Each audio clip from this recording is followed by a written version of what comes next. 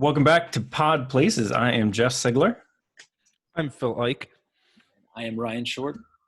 Thanks everybody for downloading the pod and come back to listen to the brilliant rants of three people. That's a high bar to set. Brilliant. Okay, semi average, We could meager. just leave it at rants. Rant, fair enough. Well, it's a great start, Leon. I love working from home. I even closed the door so he couldn't see any dogs. He must have heard a dog. I think Leon does not care for our alluding to ourselves as being brilliant. Oh. But yeah, I don't know. He's not even that smart anyway. Today we are going to be talking about the sort of heavy price of national chains and what it costs your community to not only suffer them but invite them in, which is still the case in a lot of places. Then a piece from Bernice Radel about public art and murals. And finally, we will be discussing how addiction and apathy behave much in a similar way, and how that is affecting communities, and how in treating those concepts similar, it might be a better path forward for communities struggling. So, but let's jump in with Joe Borgstrom, a contributing partner, put out a piece, I think today, about the high cost of national chains. And it was fascinating. I mean, it was just incredible when you start to break out the numbers that, you know, as I've always kind of come back to this idea, like national chains are only arrived for one reason. Like they're not there because they are particularly fond of your community. They're not there because they can't wait to dump money into your community. Like they have seen an opportunity, and that opportunity is cash. They really like your cash, and that's why they showed up. And they're really good at extracting that cash out of your town. And we should have a very different relationship with those entities. It should be the fact that we invite them in is crazy considering their cost. So, what did you guys think of the piece, and kind of what sort of surprised you? I thought Joe Borgstrom is smart because typically in the conversation of national chains versus small local businesses, it's a very superficial conversation. Because it's, we love big national chains. We want Home Depot and we want Walmart, and our community wants Target because citizens are looking at it that they provide a service that they want. And then in the other corner, you've got, no, we love local small businesses. National chains are killing us. And typically the conversation just is that, well, we want Target. No, you don't. They suck. And the great thing about Joe's piece is that there's a nice little chart that said, if you want to find out how much a national chain is extracting from your community, you multiply this number by this number, and then you get this number. And now you can figure out about, on average, how much money that chain is pulling out from a community. And so now you've got data that you can say, oh, if we invite Home Depot into our community, they on average are going to pull something like $7.3 million a year from our community. And that's away from our local hardware stores and things like that. And that's such a powerful thing, because now you have data and you have proof, and you can say, well, this is the true cost of having it a national chain in there. And I'm not an expert in this realm at all, and I'm very much, teach me and everything that I need to know. And I walked away from that article just knowing more about the situation at a deeper level than just, I love local small businesses. Yeah, there's definitely two kind of lenses you can look at that conversation through, and one is the brand and the more like emotional, touchy-feely things about national chain versus small business. But then there's the economic, that it's pretty hard to argue with a spreadsheet, that, you, even if you don't feel that the chain is hurting your brand, which I would argue that it is, especially in a smaller town and those are usually the ones that are desperately wanting those chains to come because some of the validation points that he pointed out. But yeah, if you pick which one, pick your poison. Like, do you want to look at this from an economic lens or from a brand lens? Either way, it's going to tell the exact same story. Right. And yeah, I just went and took a look at it again, and 7.3 million was the annual cost at Home Depot. That's the toll, the Yeah. national chain toll. And like, that is outrageous when you think about it. Like, the cost of having $7.3 million walk away from your community every year. I think what that could provide, like, think amount, that's what is sort of lost always in the argument. And I've had a fight with a million mayors and, in meetings about this sort of thing. They're like, no, like, no, they're great. Like, actually they bring jobs, and they bring all this investment. Like, no, it just because somebody is selling something new doesn't mean that anybody is shopping more. Like, we have to get through our heads. New retail does not create any more demand. It simply displaces the existing demand. So when a business like that comes in, people don't decide like, well, last year I got 2 hammers. This year I'm going to buy 6 hammers because there's a new store. That's just shifting, and it's coming from businesses that used to be owned in your town, businesses that, owners that lived in your town, owners that shopped in your town and had kids in school in your town and had an accountant in town, and probably had an attorney in town. And that's all wiped out completely by that. And that is devastating. Like, 7.3 million. So you could, in essence, provide income for what, 70, like a really healthy income for 70 families. And instead you're just funneling that to a national chain that like won't even, that's a drop in the bucket. They won't even notice it. That's an interesting thing to say too, that about the displacement, because I think sometimes we think, well, Home Depot moves into this vacant lot that nobody else was going to be in, and then creates $50 million into the local economy that wasn't there before. Like, it's just a money making machine. But like you're saying, Jeff, it's redirecting that wealth in other directions than where it was before. It's not creating cash, it's just enticing revenue from sources that are already spending the same amount of money. Yeah. And then I think he also, in addition to that, because it adds to that number, he did a really good job of, there's a lot of indirect economics that come out of that, because, the national chain, they're using corporate accountants and people that are not there. Whereas the local business, they're also hiring local accountants. They're buying local supplies. They're, using a local person to design their storefront. Whereas the national chain just ships it in from corporate. And so there's so many other like snowball effect economic things that just also get removed. And I think that's I'm not sure, but I think that's in addition to like the number he pointed out. That's just what Home Depot straight away is taking out, not all those extra things.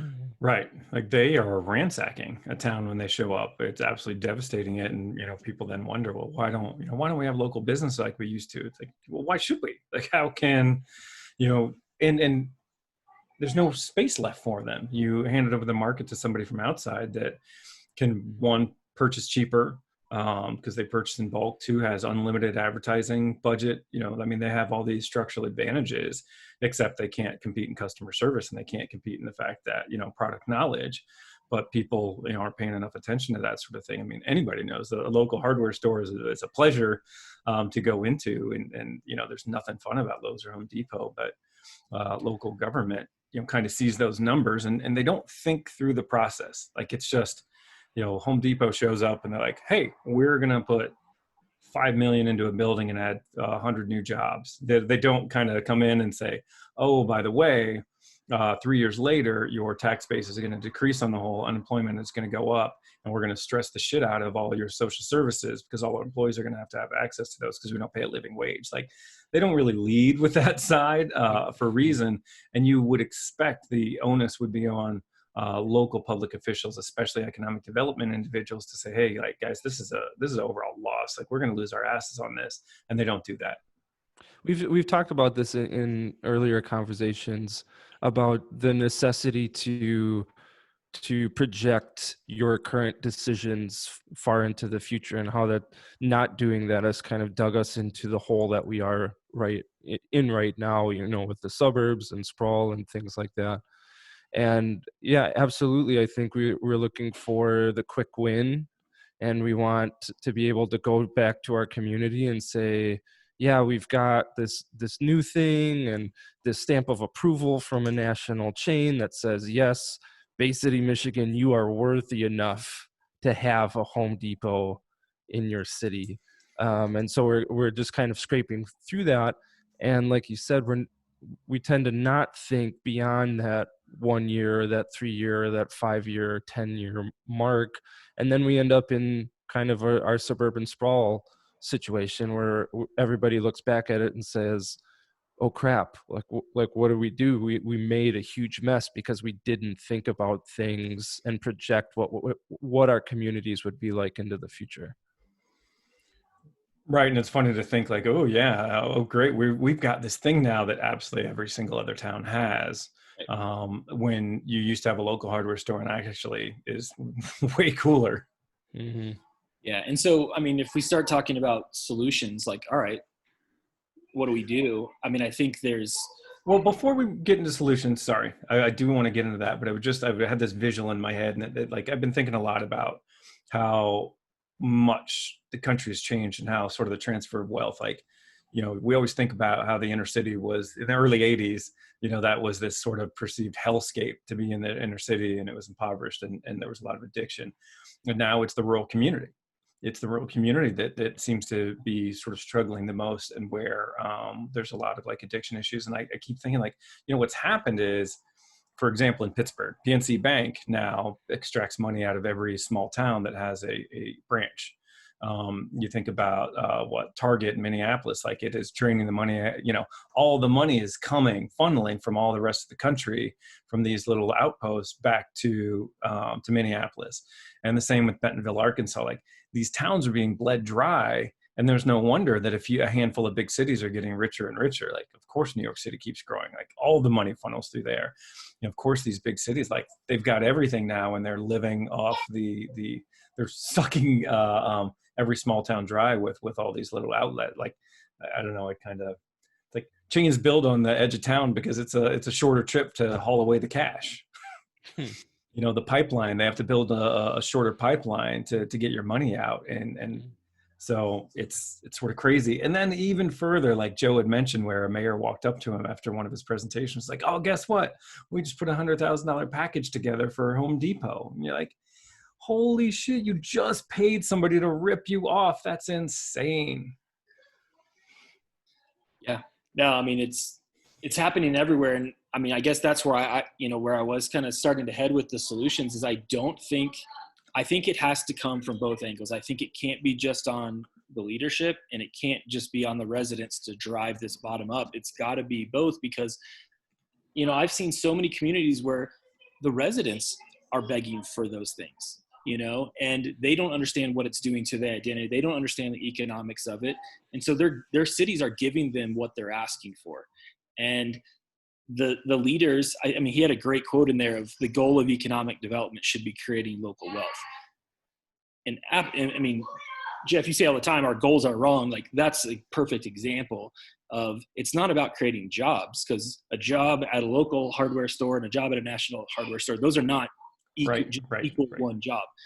And so I do think we have to approach it from both. Like the leaders have some responsibility, but I also think residents and even a segment of residents, a specific segment of residents that have the means to make choices, because there is no argument against this. Like there is no like, oh, I have a difference of opinion. The only excuse for supporting national chains as a resident is just that, well, it's convenient and I just kind of like it, and it's easy to go there and I like their prices.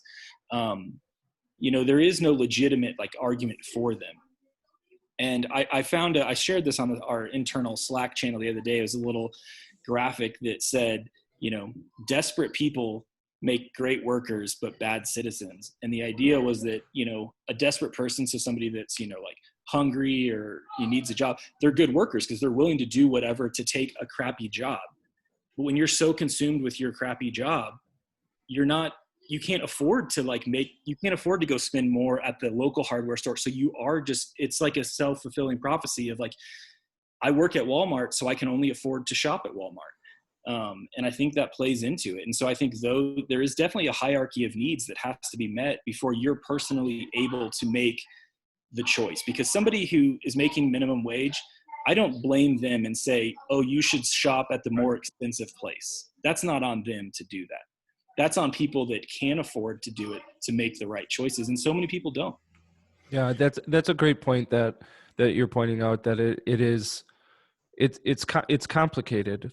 It's more than just saying, like, running every national chain out of your city with pitchforks and fire and saying, you know, never come back, because there are complicated social issues that are involved with that as well. And he highlights too in the article just about how difficult it is to cultivate those small businesses, because you might be in a town where there is a hole of service. There isn't a business that fills a niche that a Home Depot might or Walmart might, and there's this giant vacuum, and there's not a local business that's really in the pipeline to fill that. And so he does point out, like, this is difficult to cultivate small business, and you might invest a lot of money and time and effort into having a small business, but based on the numbers, within 5 years they're going to go out of business. But he does point to that as the solution, because over time now you build this really resilient community of small businesses that really enrich the community rather than extract things from it. Right. I believe it's true. Yeah. And I think you have to come at it from both angles, but I do think that the obligation should be on the elected official to understand these things. Like, you should have the foresight. You should be able to run simple numbers and, like, pay attention. I mean, it's not like this is a new concept. We've known for a while that like, any business that comes to your town that isn't located in your town is there for a reason, and it's probably not going to benefit you. While there are plenty of ways that they spin it to make you think it's going to benefit you, like, it's simply, it's not the case. And that they're like, there's a reason they're there. So I do believe, like, in the absence of public officials getting it or understanding, sure, you have to have citizen action. You have to have people stand up and fight against it. But man, if you were in office, you should kind of understand these things. You should get it. You should run the simple numbers and say, like, where's this money coming from? Is it wise? Is it going to benefit us long term? And how is that going to affect us? Because most of these towns, you take a Home Depot at 7 million, then throw in a Walmart, throw in a handful of Panera, throw in, whatever else it is in the Lowe's. And, like, you're in a town of 50,000, that you might be talking about $20 million that's leaving every year, that your community is desperate for, that you can't get your downtown buildings fixed up, or nobody can start a small business, or you can't fix the roads yet. You're paving you're buying a shareholder a third boat. That's not really a wise way to lead. Yeah. And from a leadership standpoint too, there is a big difference in allowing chains to come in where they're already zoned and allowed to come in, and the economics just make sense, versus you're paying them to come and you're, like, actively recruiting them and giving them incentives. Like, in that instance, you're going out of your way to attract them. And I can think of a project we just completed last year where they had a major interstate going right through the community. And so those big chains are the types of businesses that naturally will build right there on an interstate. And so they did that and they allowed that, but then years later they come and they want to get ahead of their brand and their identity. And they're like, yeah, we're not really thrilled with our identity. And it's like, well, because your identity is entirely shaped by this interstate that's plowed through your town and all these box stores. So it's the exact same as every other town up and down the interstate. It makes it tough. Right. And yeah, I mean, for one, like, definitely never, ever, ever incentivize these businesses. That's outlandish. It's outrageous. And it's unacceptable, honestly, too. I mean, that's the antithesis of economic development. The whole idea is, right, creating local wealth. And here you're spending taxpayer money to an outside firm that's really just going to further drain your economy. Like, that's asinine and is the opposite of what your stated purpose is. But two, the fact that you're building highways, that you're building these wide roads, that you're building that type of infrastructure in the first place is, again, spending money. It is every single road out of town is going to fill up with national home builders, is going to fill up with national chains, is just part of the extraction process. Like, and that's the stuff that nobody likes. It's where people will shop and they'll pretend it's convenient when it's not anymore. And that's the shit that nobody wants to visit, that everybody hates. It's such a unfortunate way to build a city, and it only costs them, like, that's why towns are broke and everybody's pissed. But the plus side, I think, of all of this is that a citizen with a government who doesn't understand this can take an article like Joe's or any of the other articles, by very qualified people and say, hey, dummies, like, look, you think that we want this and our community wants it, but that's not what we want. We want a beautiful place to call home. And so an average citizen can like direct these educational ideas to the government, and the government can do the same exact thing. It's like, well, I think, Ryan, you said this, is like, when you say you want an Applebee's, what you really mean is you want a great place where you can go and hang out and have appetizers until you puke. Like, that's what you want. And so if we can give you that and then keep the wealth in our community and help a local small business and then give ourselves a stronger brand and a bigger identity, that's really what you want. It's not Applebee's and just teaching the average person, these are the things our community needs and here is why, rather than just, assuming that they know those things or whatever it is. Right. And I think that, I often try to make everything relate to people, and sort of, if we think more about how people operate, I think we're more successful in thinking about how communities operate. And I think it's a self-esteem issue. If you're down on your luck and don't think very positively of yourself, and then somebody shows up and like, well, we like you, we're Panera and we like you. You're like, oh my God, Panera likes me. Oh my God. You can do whatever you want. Like, yeah, we'll tear down the old theater and you can tell us what to do. How much do you need? And it's what the community should realize. Like, look, if they already showed up, they know what they want. Like, they're coming anyway.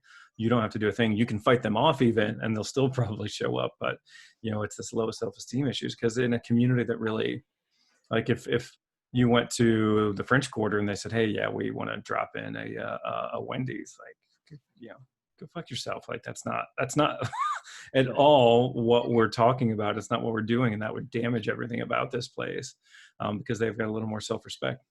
Yeah. And the competing between cities, I mean, businesses or corporations are exploiting that so much. I mean, the Amazon HQ thing was a huge example of that. These, and Joe showed you, like, their software and the data. These companies know where they want to go. They know where it's going to be profitable. They don't need your incentive. They know exactly where to go. They just know that, well, hey, if I know I want to go here and they're going to give me $1 million, of course. And cities are handing it over when they don't need to. And also, even within states and regions, no one's creating jobs. You're just moving them from one place to the other. All right. So what's the solution? How do you get city leaders to stop making that mistake? I think one is, I don't think the average resident knows about a lot of these incentives and how much their city is paying. They just know that, like, oh, cool, we're going to get an Amazon warehouse here. That's kind of cool. Maybe, like, my nephew could go work there. They don't realize, like, oh, we gave them $1 million, because I see when citizens know how much stuff costs, even if they're like, we spent $10,000 on a crosswalk or something, like, people freak out at any amount of money, but they somehow don't seem to be aware that we're just shoveling millions, not 10, 50,000, 100,000, millions to some of these companies. So I think, one, those that are aware and that have those articles, and, also local journalism, that's a whole nother topic that's kind of disappeared, quality local journalism, but should hold that accountable and say, like, hold those numbers up and be like, are we cool with this? Are we aware of this? Right. I think it's the economic development obsession. It's been going on for like 20 years. To your point earlier, like, jobs. Like, that's all we ever think about is jobs. And it's like, nope, we've got to get out of that. Like, handing over the keys to our city to economic development officials has been an absolute disaster. And that field can't die fast enough. But right, I think it's education. I think it's attacking that field, because as soon as, the problem is they're really good at it. As soon as you say anything, they're like, oh, I guess you're a socialist. I guess you hate America, you hate business. You're like, no, actually, I actually really like capitalism and it's consuming itself. Or, I've started using the term in some talks about community first capitalism. Like, yeah, we can be capitalists, we can use this system, but we can also put our community first. We can enrich locals, and we should enrich locals and not enrich shareholders that live somewhere else. But conscious capitalism is maybe a term that somebody might use. Yeah, Conscious Capitalism, that's a good book by John Mackey, and it kind of goes into that idea of capitalism as a mechanism for positive social change. So you should check that out. Yeah, and I do, I guess, Jeff, the only place I would push back is there are people within economic development. Joe is one of them. There's a lot of city leaders that are in economic development that are, it's not that economic development is bad, it's that when your goal of economic development is to bring in these outside things and pass that off as economic development. Because if you had that, his version of the goal of economic development is creating local wealth, there are communities and firms that get that, and instead of trying to just only recruit talent to their area, they're trying to maintain and educate their population, and they're trying to do startups and incubators and foster things locally. And so I think I like to speak in platitudes and paint with a broad brush, and you're really making that difficult right now by pointing out the inconsistencies with my argument. Yes, you're absolutely right that the way we do economic development on a whole is wrong, but there's a way to do it right. I think Ryan just said what you wanted to say, Jeff. Nope. Right. No, right. I mean, we got to push back against the industry, and certainly there are good people. My brother-in-law, I think, does the work well, but maybe he lies to me, like, we're family, and so he could lie. But I think there are people that do it well, but as the industry as a whole is pretty screwed up. But yeah, I mean, it does come back to educating public officials and helping them understand. But I do think it is helpful to have language in your tool belt when the moment you say, like, oh, let's pass on Walmart, and then somebody says, like, oh, so you're a socialist? Do you hate America? I think it's very helpful to be able to have that language, like, no, capitalism can be community first, like it can be community centric. We can actually have jobs and keep more wealth, to fight that off, because they're real quick to that. Mm-hmm. Yeah, but it is complex, because if a large percent of your population is underemployed, they want a Walmart. They want to shop at a Walmart. Certainly, but all you have, right, that's absolutely true, and they're going to sort of clamor for it, but it takes a little bit to say, like, okay, well, in the first year, we're going to lose 7 million. All right, so let's look at that. Let's see how we could finance. We could put 7 million towards starting small businesses. You could start a hell of a lot of small businesses with those dollars. You could renovate a bunch of buildings. I mean, you could put so many people to work. Like, it just takes a little bit of thinking to consider how you could put that money back in a sustainable fashion, because I think that's another component of economic development. Like, Walmart's not sustainable, Home Depot's not sustainable. They're taking money away every year, to where if you jump started your local economy and had a local hardware store and a local baker, like, that money is going to stay in your town forever. You really, like, generate something that is sustainable, and that in essence creates more wealth than it costs. Yeah, and in that example, though, you're having to do something. Like, you're saying no to the Walmart, but then you're having to do something with that. You have to do other things. And I think that's what a lot of communities don't, is they do nothing, and they just sit there and wait for the big home runs. And it's kind of, we talked about that, before. I think it's, you look at, like, people that are in commercial real estate that deal with really big transactions. They kind of do a lot of just hanging around, and then they get a huge deal, and that's they made their income for the year off that one deal, and you can't do that. We need to be doing a lot of little things all the time, instead of just waiting Walmart. Sounds hard. And that's the key, because most people, they want wins, in however they come. Walmart, cool. Local business, cool. Like, they want to see their community growing and improving and becoming better. Yeah. And if if those wins are few and far between, and then Walmart comes to town and the government says, no, that's bad for the community, they're going to be like, what the hell? You haven't done anything for the past 3 years. And then Walmart comes and you say it's bad for the community. But if you front end load that with lots of investment and embracing the small business community and cultivating those things and community engagement, and then Walmart comes in and you say no to that, obviously there's going to be people angry, but at least you've done some education on the front end about, no, these are the actions that we want to see in our community because we think they're better. But if you're not giving your community wins, as soon as you say no to something, it's the end, because you haven't proven your worth or your value to them before. Right. Yeah. I mean, right. Communication, education, it all comes back to informing citizens. And so, in a case, like, it's a piece that is, man, it's just hard. Like, it's just frustrating to see the wealth gap continue to grow while communities, like so many rural communities, are just dying, and all the problems that are coming along with that. And we continue to sort of funnel more money back to the people that don't need it. So I love the piece. I think Joe laid it out in such a easy to digest fashion, and I think it should be required reading for everybody that ever Well gets done, elected. Joe. You did a great job. So moving on to a piece that wasn't so good. By Jeff Siegler. Hey.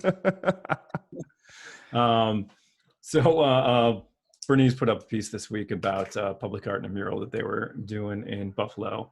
And I love how when Bernice writes, like, you can hear Bernice in the writing, just like super full of energy and peppy and excited, and like, hey, you guys can do this too. I just walk away. I mean, even if it doesn't necessarily apply to me, I walk away a happier person. Yeah, she has yeah, she's pretty handy. She is pretty handy with the words. Phil, you want to frame up the piece? So she the city of Buffalo had commissioned this mural that is actually on Bernice's building, and it's embracing the Puerto Rican community. They actually won honorary Puerto Ricans, the title of honorary Puerto Ricans for their parade, and it's really all about, if you're looking at your city and you want to have a mural, how do you go about doing that? Well, like, what is the process like? What are things you have to think about? And that was something that I really loved, because Flint, about 45 minutes south where I am, their mural scene is incredible. I think last year they had something over 150 murals painted in their city just last year from artists all over the country. Joe Shapani administers the kind of their mural project, and then Katie Yellow, she was hired by the Flint's DDA to be their director of placemaking in January, and she's got a pretty hand in that, a pretty strong hand in that. I think she was in Los Angeles and maybe New Orleans before that. And so I look at Flint and I see like gorgeous murals on every single building. And then I think we definitely have art here in Bay City, but not to that level. And I know lots of cities that have zero public art. And so it's a little bit intimidating. Like, how do you go about this process of going to a property owner and saying, hey, can we paint on your building? And especially if a community doesn't understand the importance of public art, Bernice kind of goes into that. Well, what is the effect of public art? How can that help your community? And if that is something that you want to start, these are some things to think about, like painting on panels instead of directly on the building. You know, not every property owner wants to say, yeah, paint directly on my building, you know, because in their head they think, well, what if I don't like it? And their solution was paint on panels, and you paint on the panels on the ground, and then you simply install them on the building, and they can be removed whenever you want a new mural, or the building changes hands, or things like that. So yeah, I love the piece. It's kind of a mural public art 101. Yeah. And I mean, I still, like, I really think it is amazing how much that affects change in culture in a community. it's easy to chalk it up as just, yeah, it's just fun extra bits, but it can be like groundbreaking change for a community, and especially when it ties into the culture and the brand of a community. If it's just a funky mural for the sake of art, that's cool too. But, when it does tie into the culture and really defines it, and it's a symbol of pride, then it's even twice as powerful. We had to do an audit on a bunch of competing communities for a project that we were doing. And we had to look at, their different art and how they're doing it. And it was interesting, we're starting to see, like, in a lot of these master planned shopping centers that are kind of they're not really districts. They're more like a shopping center, but they're kind of built to be like a shopping district. We were looking at, well, what kind of public art do they have? And they're actually just putting art, and they're calling it public art, but it's like a commissioned painting on the wall on the inside of like a Lululemon. And it's like, that's very different. That's very, if you have to go into Lululemon to experience your art, that is very different than it's just right here on the side of the wall for everybody to see. So it's like putting peanut butter on a mousetrap. Right. Okay, but it's really good peanut butter. And you're stuck in some yoga pants all of a sudden. Yeah. Yeah, murals are one of those things that I kind of have a love-hate relationship with, because one, I think sometimes communities rely too heavily on them. And I think it can be great, but it can also be a crutch. It's sort of like, well, yeah, these buildings are falling down and that's an eyesore. And like, well, absolutely, you need to do something about an eyesore, 100%. And dressing anything up is a big help. There's a huge help. So putting up a mural does make a big difference. I think it brings a little more vitality to a street. We all know how, art just impacts people. And so what your eyes take in shapes you. And I think that that's a big difference. But I also, sometimes I've seen communities, instead of actually doing much about falling down buildings, have really relied on kind of the mural campaigns and creating a lot of murals. And it's like, well, one is supposed to lead to the other. Like painting up the side of a building really should lead to additional investment down the road. That's not the point of it, but that should be kind of one of the benefits. And I see communities that don't make that next step, and it's just, more and more murals. And I sort of worry about that. And it's, again, they're really positive, but it should lead to kind of an overall change too. Yeah, I think it's important too that tie into the community, because I think that staves off some of the fakery that can end up happening with public art. Because if it's tied into the community, it's really hard to not be authentic, or it's a little bit harder to not be authentic about that, and it's harder to have a mural or a piece of public art that the community doesn't embrace, because they look at the art and they say, yeah, that's Buffalo, New York. I see part of Buffalo, New York in that mural, or I see part of Pittsburgh, or wherever it is. And so having it tied into the community in some capacity, even if it's like community participation in the mural, it may not be highlighting part of the city, but maybe it's just a beautiful picture. But for 3 days, people could sign up for 20-minute slots where they could paint part of the mural, like a paint by numbers. And now that goes up in the city, and people can say, yeah, we had a part to play in that. And so I think that's a super important point too, that strong tie to the community as a reflection of what the community is, rather than just kind of a randomness. Right. I was thinking back to, this town of Portsmouth, Ohio, and they had to put up a huge flood wall to protect the downtown. And it was unfortunate because it really cut off the view to the river. But they put murals all over it, and it was like, oh, cool. That's a nice feature. That certainly dresses this up. At the same time, nothing was being done about all the buildings falling apart. And it was like, yeah, you kind of got to take the next step. It's great to add beauty, and you really need to do that, but it's not a fix-all. But I feel like I'm kind of talking against myself, because like, man, you really do have to instill some pride, and a mural can go a long way to do that. So I take back everything I said. It was stupid. Strike it from the record. Murals everywhere.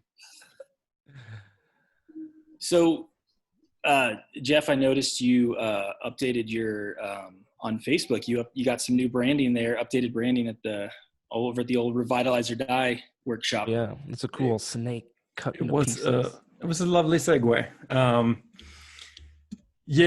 So I did go through a bit of an update, which has been a fun experience. And, I know I've been sort of wanting to do something a little new and I don't know, change directions. And it's not a huge shift, but I've really been sort of thinking more about what I'm trying to accomplish. And I joked for a long time that, I'm a community counselor. Like, hey, city, come lay down on the couch and tell me about your dad. And that was kind of an internal joke at the house or with some colleagues, but we've really been thinking about it more and more. And as we were, I was working with my wife Amber and talking to some of you guys about how do we approach this, and this idea of, well, it's how do counselors approach addiction, and how do we think about people dealing with some of these bigger struggles. And it was like, at first, like, really should stay away from that. It really concerns me. I don't want to make light of that. But the more and more I thought about it, and the more I've listened to, and the more information I've taken in around this idea, the more I realized, like, it's not something I need to steer clear from. It's like actually something I really need to lean into. And there's just more and more research that shows that this idea of addiction and apathy and mental illness and wellness are all tied to place. And so that if you're living in a place that doesn't provide much opportunity, that is blighted, that's ugly, that makes you sort of feel a lack of hope, that it is going to result in all these other ideas. It is going to result in all these sort of mental wellness issues. And so, it was a kind of long internal struggle, and thought more and more about it. But finally, I kind of settled on the side of like, no, we should talk about communities the same way. We should talk about place the same way we do individuals. And people can be addicted to apathy. They can be addicted to doing the same thing. It's dysfunction. And it might just present itself different. But honestly, like, a place full of dysfunctional people is likely going to be a community that is in itself dysfunctional, or a community that's dysfunctional is going to be full of dysfunctional people. And we know how important it is to treat that. But instead of just thinking about how we treat individuals, we should really think about how we treat the whole place. And so again, I've kind of leaned into the idea of like, I'm a community counselor. And a whole community has to walk through this recovery process if we want to see change. So it's been an interesting journey.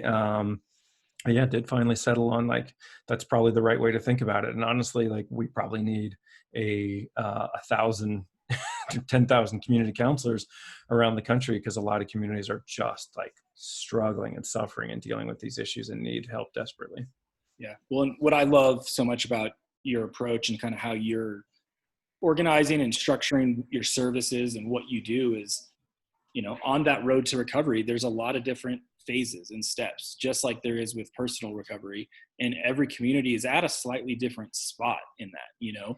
Some communities are at the very beginning and they need that equivalent of like the intervention and kind of kick in the butt to get going. But then there's other communities that, they're making steps, and what they need to do is like, kind of just figure out how to take that next step. And so I think that analogy makes a lot of sense, because it's, every community is at a different place. I think it's important to understand and realize that a city is made up of people. And so the qualities of those people are going to determine what that city is. And so treating a city like a human being, while to some it might be weird, they want to look at data and they want to look at spreadsheets and this and this and this and look at, economic theories and whatever it is. But you can also look at a city as people, and like people, cities struggle with this feeling of apathy. Well, I'm kind of sort of surviving, I guess, and that's good enough. And if I try to do better, that's going to take work. And I don't really know if I'm into that. And so treating cities like you treat people, it does make sense. And one of the great things about going to therapy is that you have this really qualified third person who doesn't know you apart from the sessions to give you a little bit more unbiased advice about what's going on. And that's so hard to do for communities from the inside.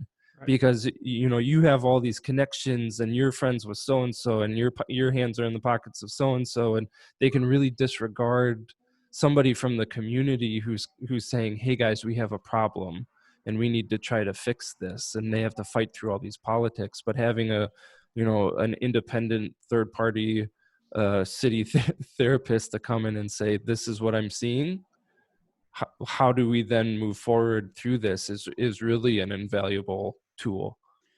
And I kind of came through this because I grew so frustrated, in my old position. I kept going back to the same towns and just nothing was making a difference. Like we couldn't seem to make any progress. And you see how people are hurting. You see, how it's shaping their lives, how it's like, if you're born in that zip code, you're screwed.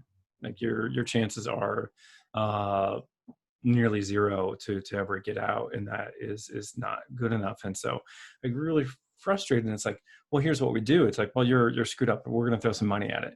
And then what if we give you a 10-year plan, and maybe that'll help. And it's like, if I'm suffering from crippling depression and you try to talk to me about a 10-year plan, like, I don't think that's going to cut it. Like, you could hand me $5,000, but that's not going to make any difference. That's not how people operate. And that's not how communities operate. It's that. And so it's hard to take a lot of those lessons. It's like, well, what do you do when somebody is down? It's like, well, okay, like, let's take a little jog on day one. Let's try to learn something new. Let's give a little back. Those basic tenets of how we fight back when somebody is dealing with depression or addiction. It's like, yeah, that we know that jog or getting a haircut or learning a new skill are the things that start to build self-esteem from within. It starts to make people feel better from within. It's like, we never apply that thinking to our communities. And how stupid. That's part of the reason why recovery is measured in days. You don't talk to recovering addicts and they don't say, well, I'm aiming for that 10-year sober mark. I mean, they could be, but they're most proud of, and the thing that they'll talk to you about is, I'm 21 days sober. Huh. I'm 62 days sober. I'm 118 days sober, because they get it. Like, they're up against something really, really powerful. And how you take down something like that and you fight something and cope with something like that, it's day by day, small step by small step, little incremental wins over and over and over again. Because staring that 10 years in the face, like 3,000 days, like, oof, that's a big thing to overcome. Yeah, that's meaningless if you're in that position. And that's what our solution is to a lot of these communities. Yeah. And, when you first were kind of running it by us, you were questioning, like you said, like, is it an appropriate analogy? And why I think it's so perfect is it's actually not even an analogy. It's the same problem. I mean, we are losing people every day, and friends and loved ones, to addiction. And that addiction, in many cases, is directly tied to their place. If they are in a place of hopelessness of their community, then that leads to addiction. So it's not even an analogy. It is the same problem. We're talking about the actual problem. And what was the name of the TED Talk where he was talking about the rat cages? Oh my God, that was incredible. Johan, shoot. Give me a minute. But yeah, the mind-blowing. analogy that he gave, I'll summarize it real quickly, was, we first did addiction tests with, you'd have a water bottle with drugs in it and a regular water bottle. And hey, the rat always chose the one, with the drugs in it. And so it must just be that we get physically addicted to that, and case closed. And then somebody revisited that study years later, and they were like, well, that's because they were in a cage with no other options and nothing to do. And so this other study kind of created this real kick-ass rat cage where there's all this fun, cool stuff to do for the rat. And it had the same regular water bottle, drug water bottle. And when there was things to do and hope and fun, it didn't choose that. It almost never chose that. And so it was proving that your place and your circumstances are far often what drive you to use and become addicted, not just purely physical addiction. Yeah, so you looked it up real quick. Johan Hari, TED Talk, and Bright. It blew my mind. It was a real epiphany, and it only makes sense that if you are in this environment devoid of social ties, of beauty, of connections, of opportunity, Like, you have to feel, any one of us would try to numb the pain with some sort of distraction, with something else. I mean, that's just human nature. And then to take anybody that's in one of those places and drop them somewhere where they've got rich social connections, where there's, you know, plenty of opportunity and beauty and all these things that to occupy your time, you'd never turn towards that. And we see that. Like, I always come back to this idea that that's like, where did the crack epidemic take hold? Where did the opioid epidemic take hold? Places that were devoid of opportunity, places that were allowed to crumble, places that were in essence like deteriorating. That's where addiction can take hold. Like, it is place-based. It's not, the crumbling buildings aren't the cause of this problem. They're not the sign or the symptoms of this problem. They're actually the cause. And I think that's a kind of wildly different way of looking at some of these things than we have before. But if we can step into that and say, like, nope, it's the building that's having this problem, it's the sidewalk that's creating this problem, I think we can probably have a pretty profound difference in how we maybe treat these things, or how we help provide some solutions. Well, and think about just our previous two topics. I mean, if you're in a community where your only options are to work at a Walmart and this chain and this chain and this chain for minimum wage, and there's zero public art, that's not a great existence. Right. But if you're in a community where your friends and your neighbors and you can start and own businesses, and you can walk past beautiful murals every day, I guarantee you're going to have a lot more drug addicts in the first scenario than the second scenario, because you've eliminated hope, you've eliminated beauty. And so what choice are we giving people? I almost feel like we've gotten a little bit of a taste of this with COVID and all the shutdowns that went on. Like, for the month or 2 months or 3 months where states were completely shut down, you see all these stories of people making runs on the liquor store and literally walking out of the liquor store with just cartfuls of alcohol, because, on the funny side, it's, well, we don't have anything else to do, so we might as well drink.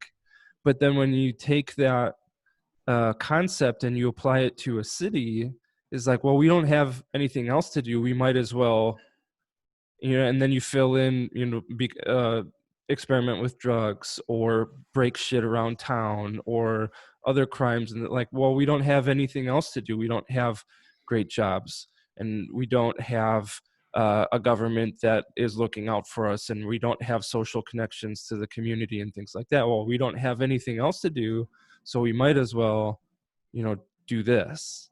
And so to me, I've gotten a different perspective on it just with my own experiences. Like, well, when you're shut down and you're cooped up at home and you feel that cagedness, like you feel compelled to do things that you typically wouldn't, like walk out of the liquor store with a cart full of vodka, because it's like, well, why wouldn't I do this? I don't have anything else to do. And so it's given us a really interesting perspective on that on a larger scale, I think.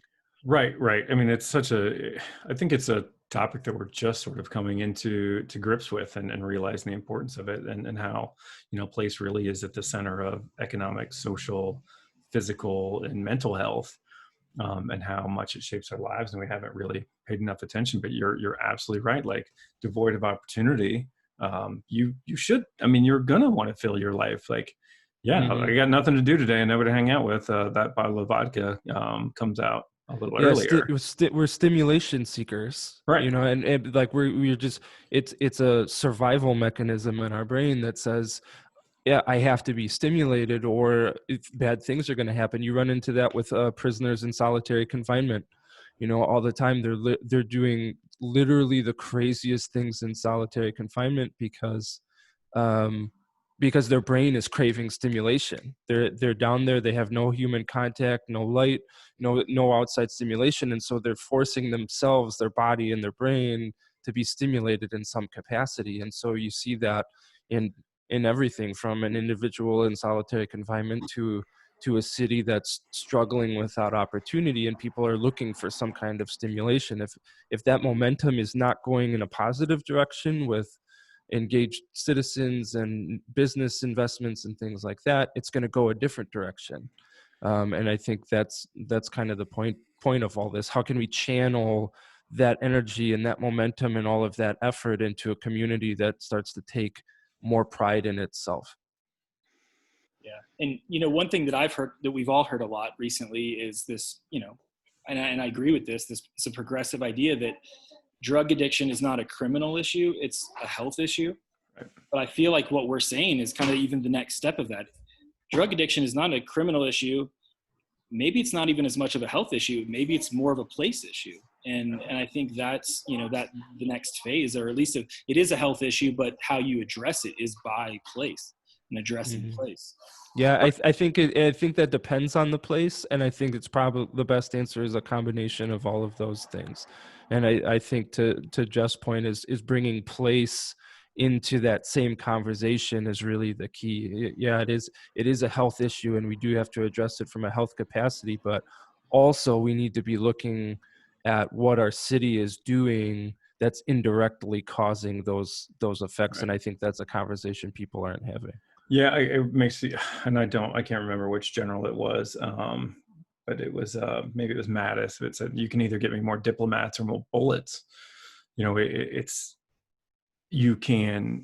We can keep treating sort of the acute case. We can keep treating the individuals, but at some point we have to think about what's causing it. And we haven't, I think that everybody's we haven't put anything towards the idea of like place is causing it.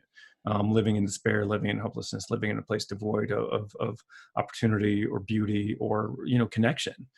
And that's what we have to change. And place dictates all that. If you know people, if you can count on people, if you depend on people, if you wake up and look at crumbling buildings or wake up and look at something that's beautiful, if if there's things to do, if there's local jobs, if there's a job you can be proud of, like those are all functions that stem from place. And if you think about what's deteriorated most over the last 50 years, like it's our places that have changed more than anything. It's people didn't change. We built sprawl and now all our places are ugly. If you look at cities that haven't changed that much over the last 50 or 100 years, I would imagine they're not dealing with the same level of those issues. So it's sort of like, well, we haven't tried this thing. We've tried a lot of other things. We haven't tried to see, well, what would happen if we just fixed up all the buildings? How would that change things? Because I think it would have a pretty profound change. And so, it's not, I'm good at coming up with ideas. I'm not great at business. So maybe coming up with a business model around catering to dysfunctional communities wasn't smart. If your sales pitch is like, hey, if your town's really messed up, reach out to me, isn't ideal. But I think that the hope is that, honestly, and I'm being somewhat facetious though, that there are plenty of communities that are in a place where they probably realize like we're in dire straits, like this is pretty desperate. We probably need to look at this different, maybe do something different than we have, and hopefully that leads to getting a chance to put some of these things in action. Yeah. And I mean, I think it's, I just think it's awesome work. I think it's so important because, you're not just the ripple effect of impact when you do make small steps is so huge. Cause we're all just, people running our small businesses and kind of doing what we can to help communities. But man, if any of these things actually make some change and gives a single person in a single town hope, and they start a local business instead of being addicted to drugs, like how rewarding and amazing is that? I think that's pretty powerful. Well, I think both, you guys are doing it too. In branding, like as you give somebody a positive identity, if you help shift their image and give them something to hold on to, I think that makes them, that increases pride, that swells pride. And all of a sudden that changes your viewpoint of yourself. And I think with storytelling and Phil's work, the narrative part is huge too. When people know their own story and can kind of dig into that, that all makes you feel more whole. And when you feel more whole, I think you're less looking for something else to fill that space in. So I think it's interesting around Proud Places. I think that's kind of what is the centripetal force of this whole idea, is that every one of these small business owners, consultants, and entrepreneurs kind of that is their central passion, is like, my work can really raise up the human condition and help give people a sense of pride. And I think that's why this works so well. We're all coming from that same idea from very different places. Yep. Yeah, it goes very much beyond simply checking a box. Like, cool, we have a prettier downtown. check. We had 5 new businesses come in, check. Like in all of our conversations, whether it's on our private Slack channel or in the comments on social media and things like that, it's like everybody's really trying to aspire to know this really can change somebody's life. Like if you change the community that a business is in for the better, that's changing that business owner's life. Now, instead of hating going to work every day because they feel like it's an uphill battle and nobody gives a shit about them anyway, to they're coming into work every day surrounded by a community who is throwing money at them and saying, hey, can we help you with this? Like I tell all my friends about you. Whenever we come into town, we stop at your restaurant. That's life changing. I mean, you've just made that person's life better. And if that person's life is better, their employees' lives are better, and those employees' families' lives are better. And now, like, that's the ripple effect of just simply saying, have a better looking downtown. So it's more than just checking a box. It's thinking what happens after that box is checked. What is the massive change that's going to happen because we took this small step of saying, hey guys, we have to clean our sidewalks. We have to fund better looking storefronts. Yeah, but that's also what makes it hard is all the work that we're all doing at Proud Places. It takes all of those things. It takes a counselor, a storyteller, a brander, an economist, a filmmaker, a developer, an architect. It takes all of those things. You can't just do one. And that's what I think is cool about Proud Places is we have brilliant people coming at it from all those angles. But that's also what makes it hard is because you want to be able to just have that magic bullet. Right. But you have to think every community has those pieces. Like there is somebody in every town that is probably a great storyteller, somebody that could, if not already, good at graphic design or branding or filmmaking or photography. Like, that's sort of the thing I think that we overlook sometimes is you have all the pieces already in your community, but you keep looking outside. That's our work. Like we get taken around the country to help do this work. But someday you want every community to realize like, we don't need to bring in outside expertise. We really need to hone it in our own town. And ultimately, I think if we're successful, we're going to all put ourselves out of work because every community could be self-reliant. But I think we've got a ways to go. Yeah, I think a lot need that outside expertise that to get them started, to get them jump start. And that's what we try to do is give them the tools to do it themselves. But it's hard, just like with the addiction, sometimes you need an outside person to come help you, and then they give you the tools and the steps you can manage it day to day after that. That's interesting. And it really does make me think now of all the different conversations we've had and whether it's economic development, whether it's hiring consultants, whether it's counseling, like all these things, like really that is the goal, is to help somebody get on their feet and then walk away. Like you've graduated, you're good, you can support yourself, so you're sustainable, you're self-reliant.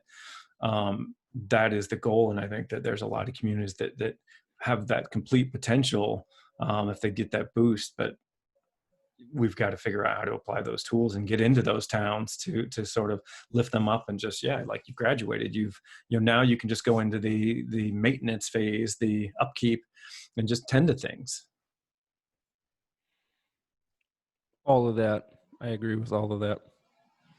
I almost segued into my speaking of experts and did the little website social media plug, but I didn't because you were on a roll. No, I appreciate having the chance to kind of hash some of those ideas out with you guys more, both offline and in today's pod. It's an idea that I'm just really fascinated by and think that there's a ton to be done. And you guys have kind of both given me a hand in that and helped me realize like, I'm on the right track. And we've got a big task ahead of us, but it's cool to get to work with all of you and the rest of the crew to try to tackle it. Good stuff. Speaking of the rest of the crew, you can stay connected with Jeff and Ryan and myself and the rest of the Proud Places crew by visiting us at proudplaces.com, signing up for our newsletter to make sure that you don't miss any of the great content coming out from all of our contributing partners. We've got about three great pieces a week coming out every single week, ranging from public art to economic development to storytelling to social media, all of that stuff. It's a grab bag of how to make a place more proud. So visit us at proudplaces.com, and then also follow us on Facebook, Instagram, and Twitter. All right, gentlemen, another pod in the books. Boom. Boom. Thanks, guys. Thanks.